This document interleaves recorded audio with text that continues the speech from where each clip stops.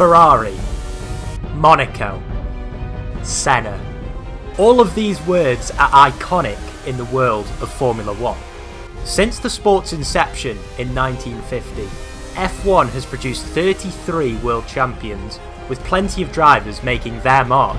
In the next 6 weeks, over 10 rounds, we will be taking the best 11 teams in Formula 1 history and seeing which one of F1's most iconic drivers can take the title as world champion in the F1 Legends Championship.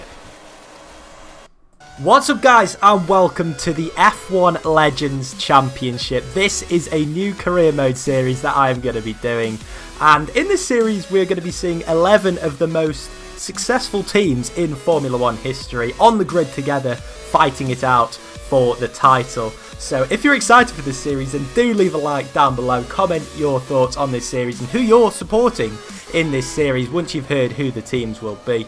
So yeah, basically every team has two of their most notable drivers. So for example, Ferrari have Michael Schumacher, McLaren have Ayrton Senna, and you know, just the likes of that. I am also going to be driving in this series in the Red Bull alongside the 4 times world champion Sebastian Vettel. So yeah, I'm pretty much the only non-iconic driver in the series, but yeah, on the screen now you will see the calendar, so it's going to be a 10 race series before the release of F1 2017. We're going to be going across 5 continents, starting in Australasia, then going to North America in Canada, returning, or in fact starting our season in Europe, in Spain for round 3, going all the way through the European calendar until we go to Asia, to Japan, before finishing the season in South America, in Brazil. So the first episode is going to be tomorrow in Australia at 7 PM. But yeah, before then, let's take a lowdown of see who the drivers are for each team.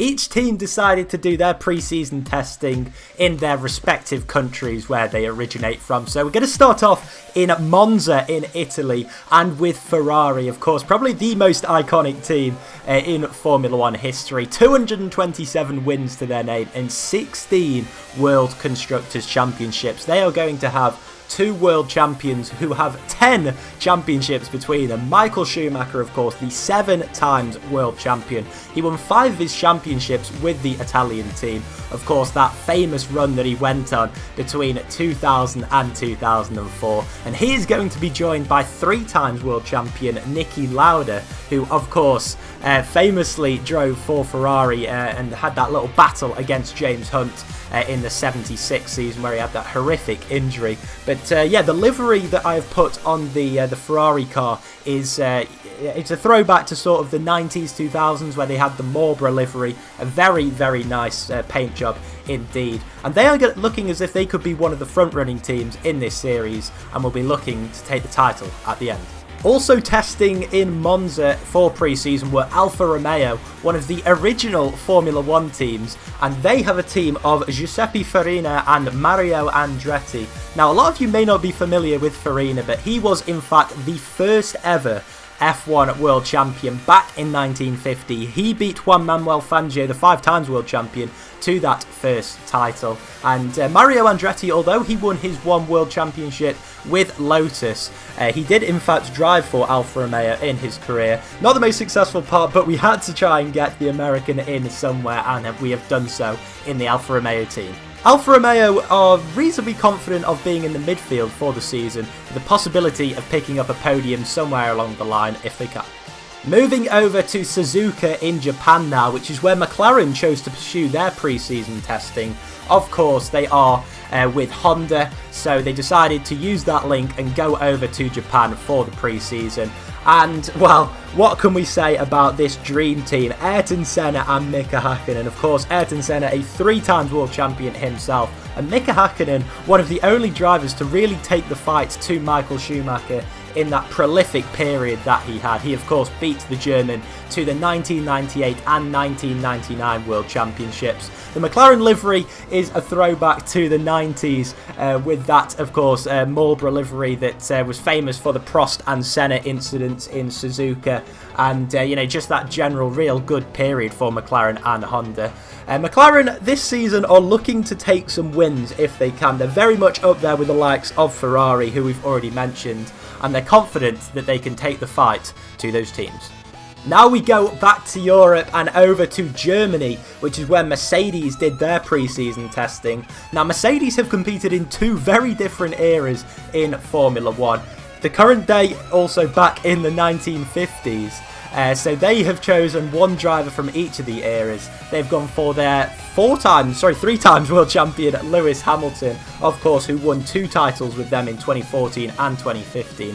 And Juan Manuel Fangio, the 5 times world champion who did win a championship back in the 1950s with the German outfit. So they are looking good on qualifying pace this season, but it could be difficult to gauge where they're going to be during the races. They're confident though that they can take some race victories throughout the season as well. And the paint job they've decided to go with is their modern day 2017 livery. It's a very nice looking one indeed, and hopefully it can bring them some success. Next up we go to Belgium and to Spa-Francorchamps, near enough to France. And that is where Renault decided to do their pre-season testing with Alain Prost and Fernando Alonso at the wheel.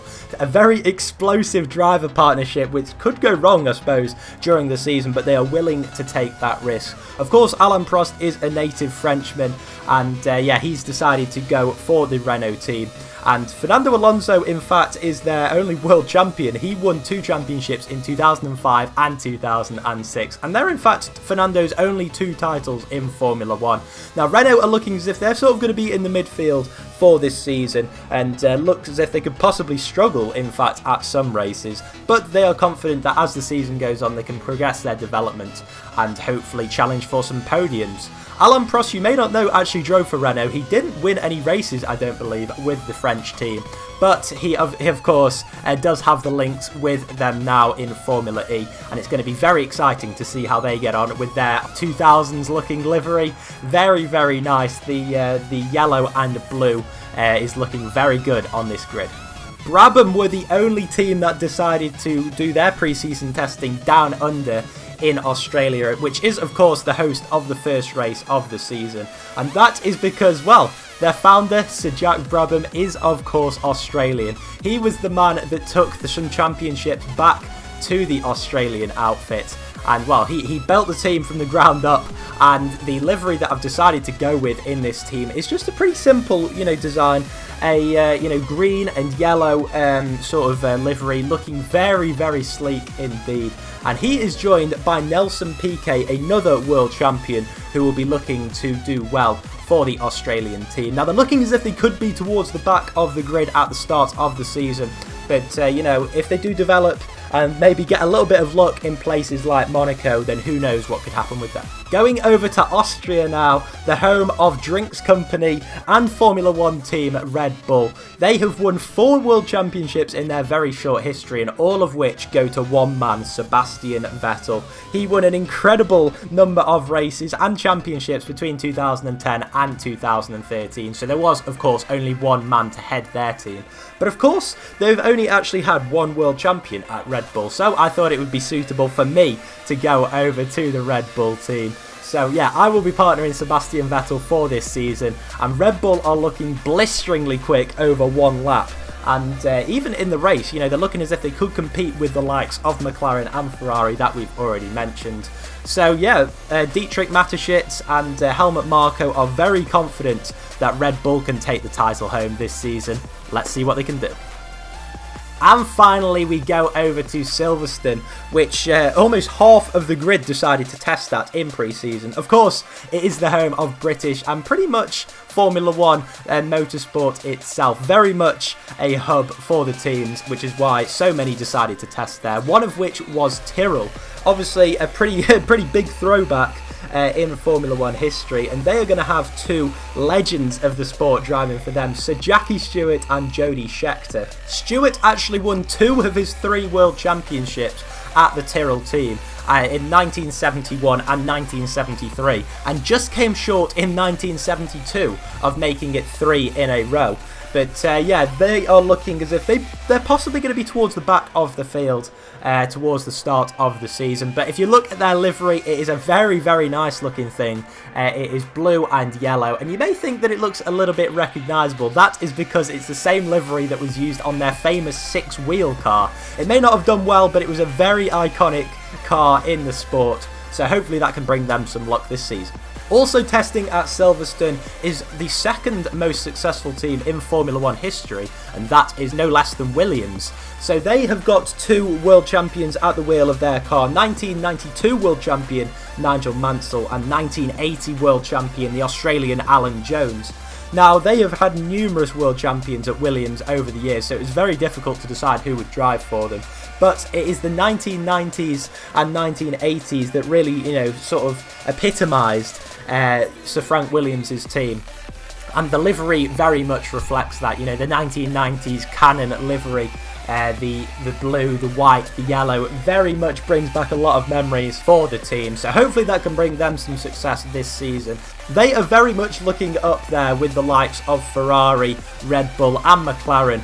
But they may just fall short on the 1-lap pace. But yeah, it's going to be very interesting to see how they get on over the course of this season and whether they can take home some wins. Next up is one of the most beautiful cars of all time, the one-season wonders that are BRAWN GP. Now, they just took the Formula 1 world by storm in 2009. They were only in the sport for 1 season and they won 1 world championship. They completely dominated in the first 7 or 8 rounds of the season. Of course, Jenson Button famously winning all those races in the first, I believe, 6 of the first 7 races of the season, which is pretty much unheard of in Formula 1. And he did, of course, go on to take the world championship. Like I said, a beautiful looking car, and there's only 2 drivers that we could have picked from, Jenson Button and Rubens Barrichello. Rubens Barrichello, I believe, is possibly the only driver on the grid, apart from myself, who hasn't won a world championship.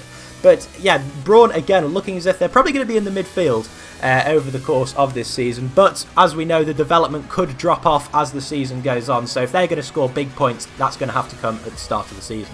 In the early history of Formula 1, there are fewer names more memorable than Team Lotus. Of course, headed by the likes of Jim Clark and Emerson Fittipaldi, both of which won world championships there in their time. Jim Clark, just one of the greatest Formula 1 drivers of all time, and very unfortunately had his life taken so soon.